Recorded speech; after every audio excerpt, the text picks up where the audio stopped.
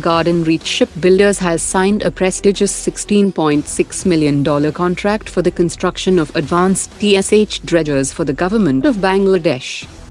Goa Shipyard Limited has signed a prestigious contract for construction of next-generation TSH dredgers for a reputed European owner.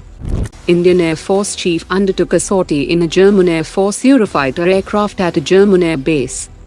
Even after promising, China has refused to give permission to Pakistan Air Force to integrate PL-15E long-range PVR missiles on board JF-17 Block-5 fighter jets. Indian Army has acquired passive exoskeletons from private sector firm Newndra Innovations in limited numbers. Bengaluru-based Zen Technologies has successfully delivered its first anti-drone system with hard kill to the Indian Army. Israel Aerospace Industries has officially unveiled an air-launched version of its LORA short-range ballistic missile that can also be launched from a Boeing P-8 maritime patrol aircraft. Border Security Force has intercepted a Pakistani Hexacopter in Punjab's Goga village.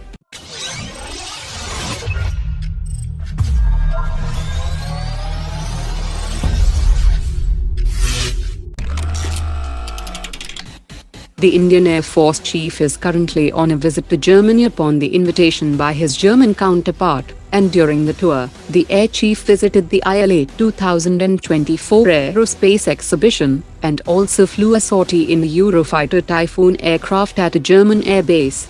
This is significant, as Airbus has offered its latest Eurofighter Typhoon Tranche 5 under the mrfa program, that incorporates elements of the long-term evolution package, that features advancements in mission systems, pilot interfaces, operational flexibility and engine performance, and will be equipped with a formidable arsenal of missiles. Insiders familiar with the matter have revealed that Airbus has already reduced costs by 30% for the Indian deal, with the potential to surpass 35%, and the Indian deal will entail a significant shift in the production line from Europe to India, and India will gain access to the transfer of technology for many of the aircraft's core technologies, enabling the country to plan further upgrades independently. The French Rafale is now faced with the challenge of offering substantial discounts for potential massive orders. A video has emerged on social media that shows the remains of a missile fired by Israeli aircraft at a United Nations shelter in Gaza that bears the label "Made in India," which has led to widespread debate and controversy regarding India's involvement in the manufacturing and supply of weapons in the ongoing conflict. Upon detailed analysis of the video, it was noted that the debris bears the logo of Underwriters Laboratories of United States, which is not a weapons manufacturing company, and is actually a global not-for-profit independent testing laboratory in the United States, that tests the latest consumer electronics and products for safety before they are marketed around the world.